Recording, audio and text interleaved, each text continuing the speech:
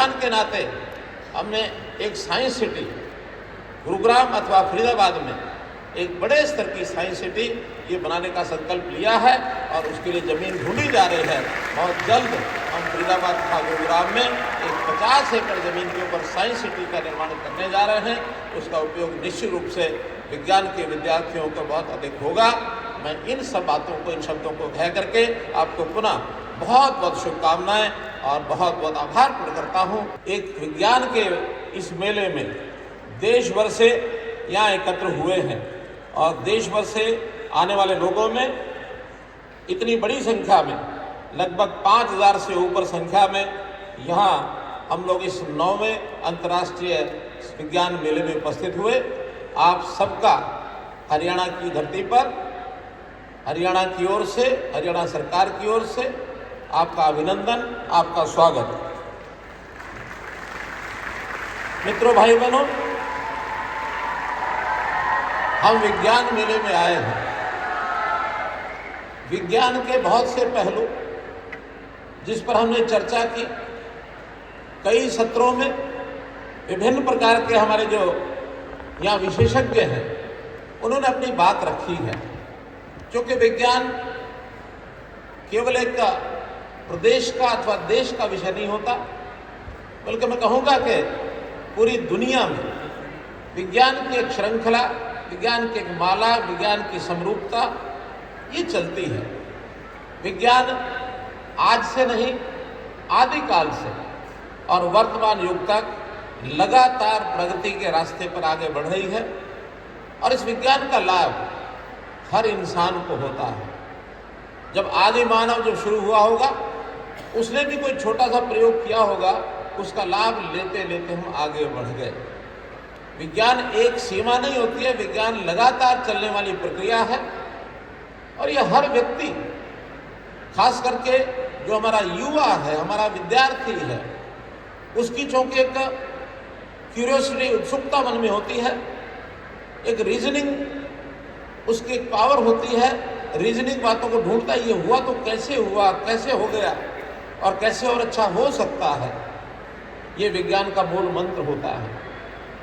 विज्ञान किसी बहुत पढ़े लिखे आदमी के दिमाग में नए अनुसंधान आते हैं ऐसा नहीं है। एक सामान्य व्यक्ति भी कई बार अपनी इस उत्सुकता से बहुत चीज़ों को आगे बढ़ा सकता है। उनका दामला ये बीच में खड़े हो गए, बैठिए। अब इनकी कहानी कथा मालूम नहीं मंच पर किसी ने बताई कि नहीं बताई, मैं बताता हूँ, हो सकता है इनको अच्छी लगे न लगे। ये व्यक्ति दिल्ली की सड़कों पर रिक्शा चलाते थे। रिक्शा चलाते हुए इनका एक्सीडेंट हो गया। एक्सीडेंट हुआ तो अस्पताल में भर्ती हो गए। कई दिनों तक बिस्तर पर रहना पड़ा। थोड़ा बहुत पढ़ाई अपनी कर लेते थे। पढ़ाई करते करते इनके दिमाग में एक मैकेनिकल जैसा कोई दिमाग होता, वैसे चीज़ों के ऊपर काम करने लग गए। और इन्होंने किसानी भी करते थे। किसान होते हुए खेत के अंदर विज्ञान का उपयोग कैसे किया जा सकता है, छोटी छोटी मशीनरी कैसे बनाई जा सकती है। और बढ़ते बढ़ते यहाँ तक पहुँच गए कि एक दिन अपना ट्रैक्टर, उसके पीछे ट्रॉलर लगा करके पानी का टैंकर और उसके अंदर एक इरिगेशन के नाते से बागवानी में फाउंटेन इरिगेशन कैसे हो सकता है, राष्ट्रपति भवन में जाकर के इन्होंने अपना प्रदर्शन दिखाया। राष्ट्रपति अवार्ड इनको मिल गया। एक रिक्शा चलाने वाला व्यक्ति एक वैज्ञानिक बन सकता है। आज मुझे अच्छा लगा एक वैज्ञानिक के रूप में यहाँ मुझे उपस्थित मिला। हर छात्र की कोई कहानी हो सकती है। मैं घर में गया, जैसे ही अंदर द्वार पर कमरे में पहुंचा, अंधेरा था। मैंने उस बालक को कहा, मैंने कहा जरा लाइट तो जला दो। अंधेरा था तो लाइट जलाने के लिए उन्होंने कहा कि मेरे यहाँ स्विच नहीं है लाइट जलाने का, तो कैसे जलाओगे। उसने ताली बजाई और लाइट जल गई। ये प्रारंभिक बातें हैं। अब ये विज्ञान ही तो है। हम विज्ञान के नाते से छात्र छात्राएं बहुत कुछ नया कर सकते हैं।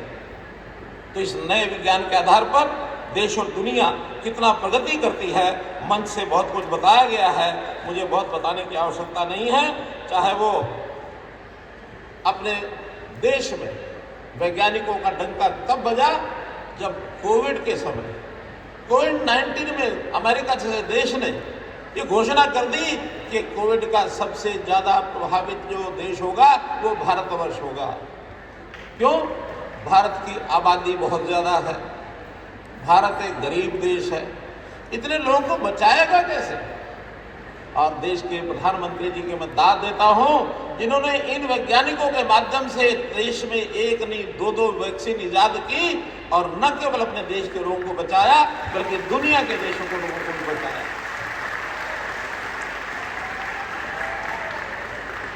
विज्ञान के इस प्रकार के कार्य करने में आप सब लोग यहाँ उपस्थित हुए। मुझे बताया गया कि 17 विषयों के ऊपर यहाँ वर्कशॉप हुई, संगोष्ठियाँ हुई, विज्ञान प्रतियोगिताएं हुई हैं और उन सब बातों को यहाँ याद किया गया है जो भारतवर्ष की देन है विज्ञान को। चाहे उसमें बीजगणित की बात है, चाहे उसमें जीरो का आविष्कार है, चाहे उसके अंदर हम लोगों ने संख्या प्रणाली का आविष्कार किया, पाई के मूल्य का आविष्कार किया। आज हमें कल्पना करें कि इस विज्ञान के अंदर, गणित के अंदर जीरो न होती तो गणित आगे बढ़ सकता था क्या? नहीं बढ़ सकता था। तो इस देश का बहुत बड़ा योगदान और हमारे वैज्ञानिकों ने किया है। हमारे दिग्गज वैज्ञानिक सेठ होमी जहांगीर भाभा, जगदीश चंद्र बसु, श्रीनिवास रामानुजम, शांति स्वरूप भटनागर, कितने ही नाम ऐसे गिनाए जा सकते हैं। और अगर लेटेस्ट नाम मैं गिनाता हूं तो उसमें हमारे भूतपूर्व राष्ट्रपति डॉक्टर अब्दुल कलाम आजाद, एक वैज्ञानिक होने के नाते